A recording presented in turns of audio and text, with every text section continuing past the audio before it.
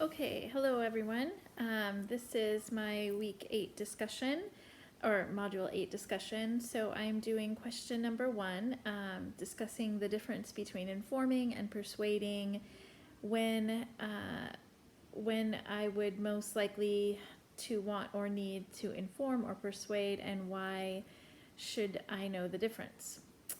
So informing for a presentation is really just giving information. So giving the facts, sharing data or things that have been found with no intention of changing anybody's mind or persuading people to do anything.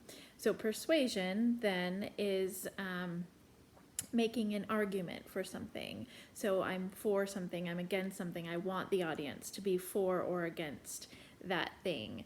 I want to convince them to do something or think differently about something. And these are both on page 432 in my ebook.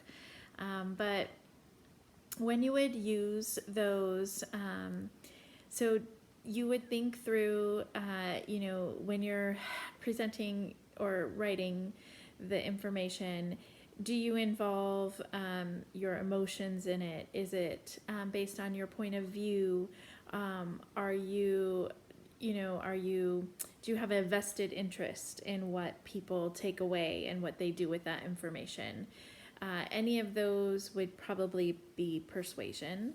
And then informing, it's like I'm going to give them the information and what they do with it isn't important.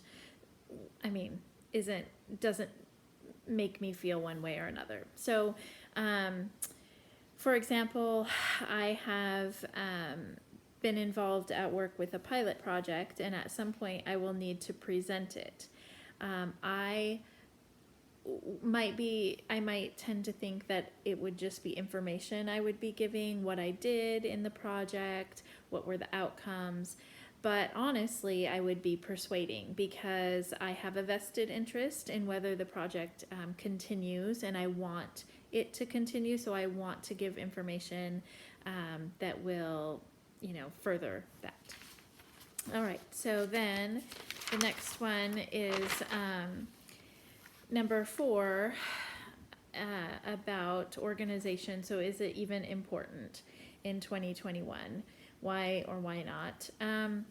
So of course, organization is important in 2021. It may look different on a webinar or a FaceTime or Google Teams meeting or whatever than in person. So there will be differences, but organizing what you have to say still matters. So being able to convey clear thoughts and communicate in a way that people understand and can follow will get your message across in the best way and will not be confusing or frustrating to your listener.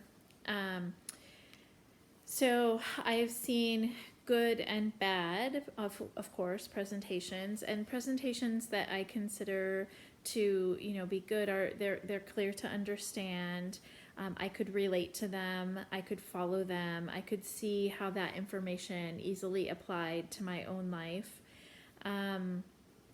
The stories, they used stories to keep me engaged and keep me interested, especially when they were personal stories, because you feel like you're getting a glimpse into that person, who they are and their life, and getting to know them in a way, and I find that interesting.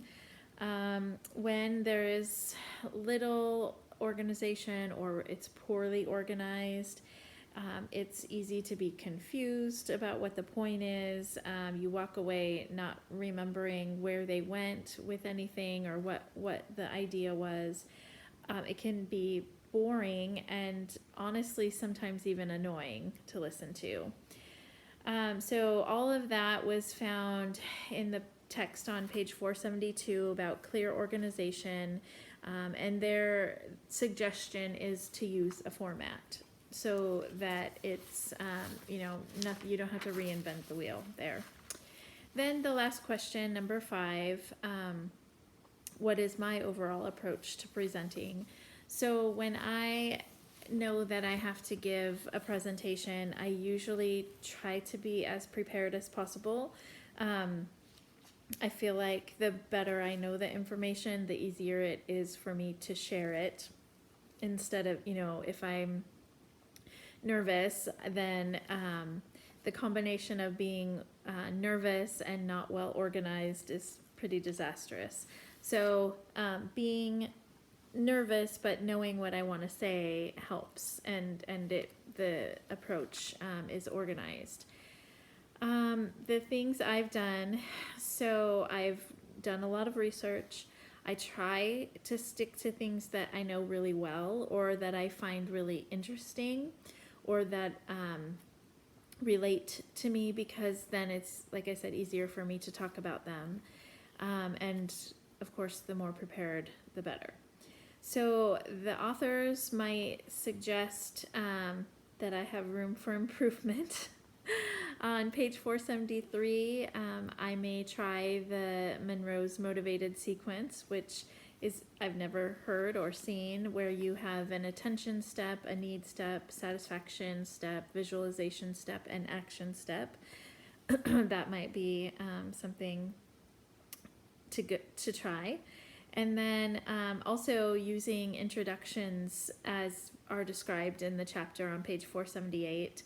My introductions have been more under the what not to do way of like, here I am, my name, who I am, I'm really nervous. I'm sure I've said that before. So yeah, noted to not do that. And so, yeah, learning a lot from this chapter.